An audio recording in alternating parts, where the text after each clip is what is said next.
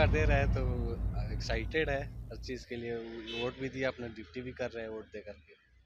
हमारा मुद्दा है यही कि हमारा बिहार सबसे अलग राज्यों में गिनती हो। बेटी पढ़ाओ बेटी बचाओ। बेटा क्या करेगा? घास काटेगा। लोग यहाँ का विधायक जो है, जो भी नेता है, सांसद है, जीतने के बाद सब अपना दिल्ली में जाकर बैठते हैं। पहली बार दे रहा है तो एक्साइटेड है हर चीज़ के लिए। वोट भी दिया, अपना ड्यूटी भी कर रहे हैं वोट दे करके। कि आप गर्ल्स को ही ऊपर बढ़ाइए, बॉय क्या करेगा? बेरोजगारी पर ज्यादा काम हो, विशेष करके ध्यान दिया जाए, क्योंकि बिहार में बहुत ज्यादा बेरोजगारी है। इस बार मैं वोट दिए हैं नया सरकार चेंज करने के लिए। प्रीति यादव और आप देख रहे हैं हेडलाइन बिहार। जैसा कि आप सभी जानते हैं, बिहार में विधानसभा चुनाव को लेकर काफी तेजी के साथ मतदान शुरू हो गई है। आज पहले फेज की वोटिंग है और मैं इस वक्त पहुंची हूं एन कॉलेज पटना में, बांकीपुर विधानसभा में। आइए जानते हैं वोट को लेकर लोगों की ओपिनियन क्या है, किस मुद्दे पे लोग वोट कर रहे हैं। चलिए जानते हैं। आपका नाम क्या है? अंकित कुमार। किस मुद्दे पे आपने वोट दिया है? हम यहाँ पे इलेक्शन ड्यूटी कर रहे हैं। हम लोग का है कि जो बिहार में पलायन बेरोजगारी जो है उस मुद्दे को लेकर हम लोग वोट दिया अपना। और आपका फर्स्ट टाइम है या इससे पहले भी आपने दिया है? नहीं, मेरा फर्स्ट टाइम है ये इलेक्शन। कैसा लग रहा है आपको? अच्छा लग रहा है, पहली बार दे रहा है तो एक्साइटेड है हर चीज़ के लिए। वोट भी दिया, अपना ड्यूटी भी कर रहे हैं वोट दे करके। एक युवा है जो अभी अभी वोट देकर बाहर निकले हैं। आरक्षण को लेके काफी ज्यादा गुस्सा है उनमें। आइए जानते हैं वो क्या कहना चाहते हैं। बताइए, आरक्षण को लेके आप इतना ज्यादा गुस्सा क्यों है कि लड़कों को इतना आरक्षण नहीं है? आरक्षण तो सिर्फ गर्ल्स के लिए ही है, बॉय के लिए क्या आरक्षण है? बता दिया जाए। सब चीज जो भी योजना आता है, जो भी स्कॉलरशिप आता है, कुछ भी आता है, सब खाली गर्ल्स के लिए है। तो बॉयज के लिए क्या है? खाली आपको बॉयज के गर्ल्स के वोट से आप जी जाइएगा, सरकार बना लीजिएगा। हाँ, बॉय कुछ नहीं है। बॉय जो बेरोजगार है उसके लिए अगर सरकार निकालता भी है तो क्या निकालता है? बेरोजगारी भत्ता।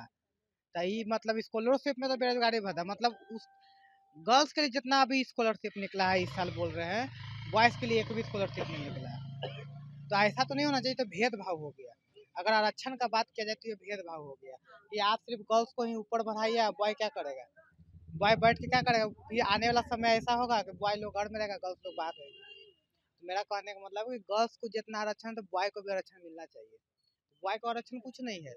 हर चीज़ में देखिए, चाहे आप नौकरी में चले जाइए, चाहे आप फॉर्म भरने में चले जाइए, चाहे आप स्कॉलरशिप में चले जाइए, हर चीज़ में ऐसा है। तो ये तो गलत चीज़ है ना। अगर मान लीजिए कि गर्ल्स लोग ही वोट देता है, बॉय लोग जितना है जेंट्स लोग को वोट नहीं देता, क्या सरकार बन जाएगा? नहीं बनेगा। तो ये सरकार को सोचना चाहिए। सरकार सिर्फ एक तरफा देखता है, बाकी बॉयज़ के ऊपर कोई ध्यान नहीं है। इसी कारण अभी के डेट में इतना बेरोजगारी बढ़ा हुआ है। देख रहे हैं बिहार पुलिस में भी देखिएगा तो खाली गर्ल्स से भरा हुआ है, बॉय कहाँ है? सब चीज़ में तो गर्ल्स है, तो बॉयज़ को तो कुछ मिलना चाहिए ना। तो ये तो सिर्फ सरकार खाली ये आरक्षण के नाम पे एक ढोंग बजा रहा है कि मतलब आरक्षण कर रहा है, कुछ ही आरक्षण नहीं। ये सब गलत चीज़ है। हम यही कहना चाहेंगे सरकार को कि अगर ध्यान देना है तो आपके लिए सब बराबर है। एक तरफा देख के आपको कभी नहीं आप आगे बढ़िएगा। देखना है तो जितना आप गर्ल्स को दे रहे हैं उतना बॉय को दीजिए। ठीक है, गर्ल्स मानते हैं कि वो असहाय है, वो आगे कुछ नहीं कर पाएगी, मतलब बहुत तरह की बात है, तो उसको भी जितना आप दोनों आपके लिए समान इक्वल है ना, तो दोनों को एक समान देखना चाहिए। कैसे कहते हैं, बेटी पढ़ाओ बेटी बचाओ। बेटा क्या करेगा? घास काटेगा।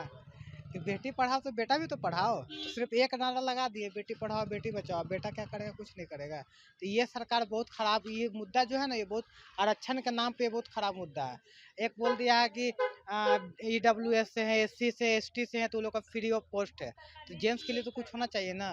तो ये गलत चीज़ है। ये सब सरकार को आरक्षण के नाम पे ढोंग है। मेरा सरकार बनेगा तो ये करेंगे, तो वो करेंगे, ये करेंगे, कुछ नहीं करेंगे। खाली एगो धोखाबाजी है कि या मतलब ये करना है। तो ये सब हम नहीं मानते हैं कि आरक्षण ये सही है। ये बहुत हमको, मेरे ख्याल से आरक्षण बहुत खराब है। और सरकार इसके ऊपर फिर सरकार बनेगी अभी, चाहे NDA का बने और चाहे आपका राजद का बने, फिर से यही नारा लगाएगा कि हम आरक्षण देंगे, फिर बाद में वही हो जाएगा। तो बॉयज़ के लिए कोई नहीं, आरक्षण का बात है तो ये गलत चीज़ है, आरक्षण नहीं है।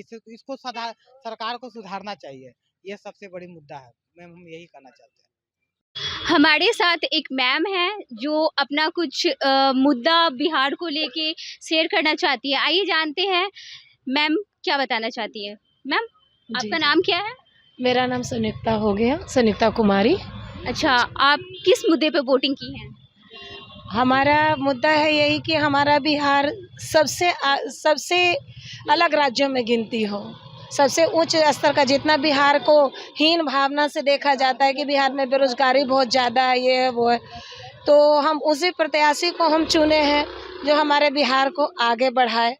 और अगर इस बार वो आगे बढ़ाएंगे तो हम आगे भी उन्हीं को हम फिर वोट देंगे। हमारा यही मुद्दा है कि हमारा बिहार सबसे आगे अब और कुछ राज्यों आप में कुछ गिनती बोलना है। चाहेंगी? और एक तो है कि बेरोजगारी पर ज़्यादा काम हो, विशेष करके ध्यान दिया जाए, क्योंकि बिहार में बहुत ज़्यादा बेरोजगारी है। महिलाओं के लिए भी है, लड़कों को भी मिलना चाहिए, बराबर का आरक्षण मिलना चाहिए, सुविधा मिलना चाहिए, क्योंकि लड़कियों के साथ साथ लड़कों भी अनसिक्योर फील हो रहे हैं, तो दोनों को सुविधा मिलना चाहिए। बस यही कहना आपके कहने का मतलब है कि लड़का और लड़की दोनों का बराबर से आप लेकर चलिए। लड़की को जितना स्कॉलरशिप मिले उतना लड़का को भी मिलना चाहिए। आइए जानते हैं, हमारे साथ एक युवा यहाँ मौजूद हैं जो कि अभी अभी वोट देकर आ रहे हैं। आइए जानते हैं किस मुद्दे पर वोट दिए हैं, अपना ओपिनियन ये हमारे साथ शेयर करना चाहते हैं। बताइए आपका नाम क्या है? दीपक कुमार मेरा। अच्छा, किस मुद्दे पे आपने वोट किया है? इस बार मैं वोट दिए हैं नया सरकार चेंज करने के लिए, कि नया सरकार बने। और बिहार में कुछ नहीं है, ना रोजगार है, ना यहाँ फैक्ट्री है। यहाँ के नौजवान लड़का लोग जाता है बाहर कमाने के लिए, यूपी बिहार मैंने बनारस ये सब जाता है, यहाँ कुछ नहीं है। और बात रही कि एनडीए की सरकार बोलती है चिराग पासवान कि हम मेरे सरकार आने पर यहाँ फैक्ट्री खोल देंगे, वो कर देंगे। यहाँ कुछ नहीं हो रहा है, यहाँ कहाँ कर रहे हैं। खाली बस लोग यहाँ का विधायक जो है, जो भी नेता है, सांसद है, जीतने के बाद सब अपना दिल्ली में जाकर बैठते हैं। ये नहीं कि वोट, और उस टाइम वोट जब आने के समय आएंगे तो वो लोग हाथ जोड़ के आएंगे वोट लेने के लिए, उसके बाद जीतने के बाद कभी नहीं आएंगे, नज़र तकला नहीं आएंगे। तो समझ आइए कि इस बार क्यों उन लोग को वोट देंगे। इस बार इसलिए सोच समझ के वोट दिए नया सरकार आने के लिए। कि यहाँ पर लालू जी के बेटा बोले थे कि हम मेरे सरकार आने के बाद हम यहाँ कुछ रोजगार देंगे, और उनके आने इधर 2020 में जो आए थे और उन चुनाव में उस बार रोजगार वो दिए थे, और उनको सत्ता से फिर हटा दिया गया था। आपको क्या लगता है कि आपने जिसको वोट दिया है वो अच्छा करेंगे बिहार में? बिहार में कुछ बदलाव करेंगे? देखिए, सोच समझ के तो अगर वहाँ नहीं आएंगे एकदम देंगे। वो एक चांस तो सभी दे रहा है, इस बार भी मैंने भी दिया चांस कि नहीं भाई, नया उम्मीदवार को चुनो, वोट देना चाहिए। हर समय उन्हीं को वोट 5 साल से रह रहे हैं। यहाँ के मानिए तो मेरे विधायक जी नितिन अमीन जी जो हैं 5 साल से वो जीत रहे हैं, और इस बार देखिए क्या होता है एनडीए की सरकार। जैसा कि आपने अभी अभी देखा, जो भी वोटर्स हैं उन्होंने अपना ओपिनियन हमारे साथ शेयर किया। लोग रोजगार को लेकर, बेरोजगारी को लेकर काफ़ी ज़्यादा गुस्सा है लोगों में, और उनका कहना है कि नए लोगों को हम चांस देंगे। तो लोगों ने अपना अपना ओपिनियन हमारे साथ शेयर किया। बाकी का अपडेट देखने के लिए बने रहिए हेडलाइन बिहार के साथ। मैं प्रीति यादव।